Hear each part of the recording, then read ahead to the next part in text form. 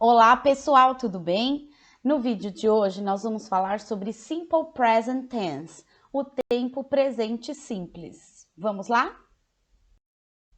Então, Simple Present Tense, para que vai servir o Simple Present? Obviamente, o nome já diz, né? Tempo presente. Ele vai servir para expressar ações no presente. Ele também vai servir para expressar ações que indicam hábito, para indicar fatos, para indicar coisas que eu costumo fazer e para mostrar a frequência com que eu faço determinadas ações. Vamos ver cada uma dessas situações. Então, vamos ver aí as particularidades do Simple Present. Primeiro aspecto, ações ou estados habituais ou frequentes. Então, eu vou demonstrar um hábito que eu tenho e com que frequência eu faço essa atividade. Então, por exemplo, Robert plays tennis every Sunday. Robert joga tênis todo domingo. Então, é um hábito dele, né, jogar tênis e mostra com que frequência isso é feito. Todo domingo, every Sunday. Outro aspecto, afirmações gerais. Maria prefers romantic movies. Maria prefere filmes românticos. Sempre que eu for indicar, que eu for mostrar uma preferência, eu vou usar simple present. A falar de alguma coisa que eu gosto, falar de alguma coisa que eu não gosto é uma preferência. Então, eu vou usar simple present. Por exemplo, I like orange juice. Eu gosto de suco de laranja. I don't like apple juice. Eu não gosto de suco de laranja. Ok? Falar de coisas que eu gosto, que eu prefiro. O outro aspecto, fatos ou atividades relativamente permanentes. Então, fato, o que é fato? É uma verdade, é uma coisa que acontece, ou que aconteceu, que se realiza, né? Então, por exemplo, Manaus is the capital of Amazonas State. Manaus é a capital do estado do Amazonas. É um fato, é uma verdade. Então, eu vou usar simple present para isso também. Os verbos auxiliares que nós vamos usar com o simple present, com o presente. Em inglês, nós fazemos uso de verbos auxiliares. O que são verbos auxiliares? Eles vão, obviamente, auxiliar o verbo principal a ficar no tempo que a gente precisa. Para o simple present, nós usamos para I, you, we e they, nós usamos do e don't, que nada mais é que do not, né? Don't é o abreviado de do not. E para he, she, it, eu vou usar does e doesn't. O doesn't é o abreviado de does not. Então, agora nós vamos ver como é que nós vamos elaborar essas frases no simple present. Percebam que o simple present ele traz regras diferentes para determinados pronomes. Para I, you, we, they, nós usamos determinadas regras e para he, she, it, nós usamos outras regras. Aqui nesse quadro eu trago para vocês as regras que nós vamos usar para I, you, we, they. Lembrando, I, eu, you, você, we, nós, they, eles ou elas. Então, vamos lá. Affirmative sentences, as frases afirmativas.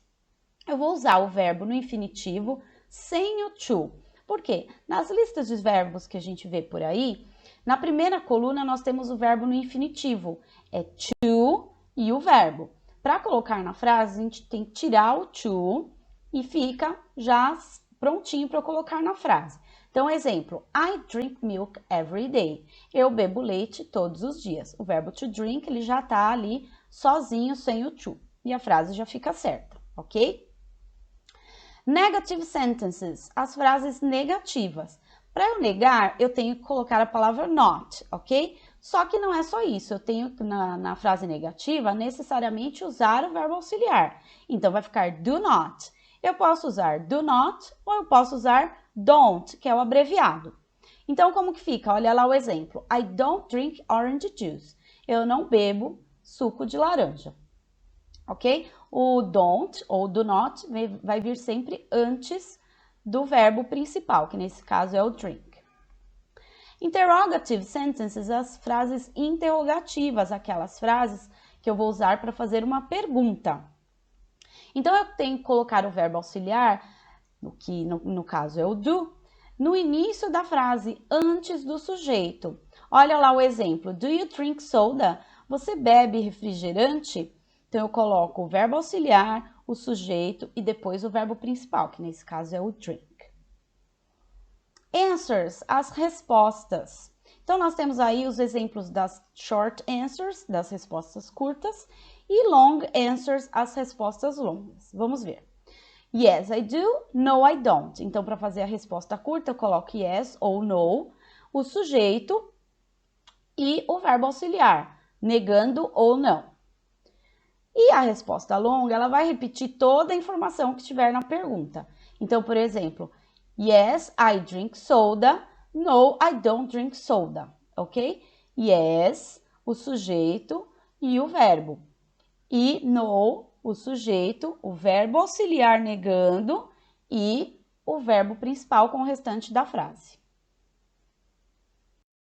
Então, agora, para o uso de he, she, it, lembrando, he, ele, she, ela, it, ele, ela, neutro, para animais e objetos, ok? Affirmative sentences, as frases afirmativas. Eu vou usar o verbo na forma básica, só que no fim sem o to, obviamente, só que no final do verbo eu tenho que acrescentar s, ok? Sempre com he, she, it, eu tenho que usar s no final do verbo. Então, por exemplo, she speaks English very well. Ela fala inglês muito bem. Percebam que o verbo speak tem o S no final, ok? Verbo speak, falar. Negative sentences, as frases negativas. Eu vou negar, eu vou usar o not, mas eu tenho que acrescentar o verbo auxiliar também, que nesse caso é does. Então, vai ficar does not, ou, na forma abreviada, doesn't. Então, olha lá o exemplo. She doesn't speak Spanish. Ela não fala espanhol. Eu coloco o does, o not ou doesn't e o verbo principal em seguida, ok? Interrogative sentences, as frases interrogativas, a pergunta.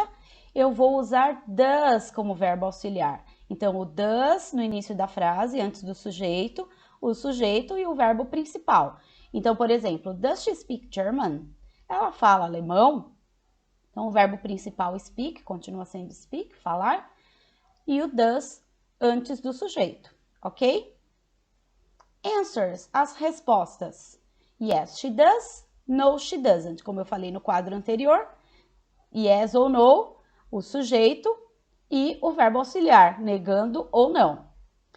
Na long answer, na resposta longa, yes, she speaks German. Olha lá, atenção para o S, porque eu estou fazendo uma frase afirmativa. Yes, she speaks German. No, she doesn't speak German. Aí na negativa, como eu tenho o verbo auxiliar, eu não mexo no verbo. Então, na negativa, ele não vai ter S, ok? Aqui, pessoal, eu trago para vocês as expressões de tempo que nós vamos usar com Simple Present. Então, today, hoje, now, agora, every day, todos os dias, every week, toda semana, every weekend, todo fim de semana, every month, todo mês, every year, todo ano, every Sunday, todo domingo. Lembrando que a gente pode usar também com outros dias da semana, né? Every Saturday, todo sábado, every Tuesday, toda terça-feira, every Friday, toda sexta-feira, tá? Once a week, uma vez por semana, twice a week, 2 vezes por semana, 3 times a week, 3 vezes por semana. Se eu for falar 4, 5 vezes, vai seguir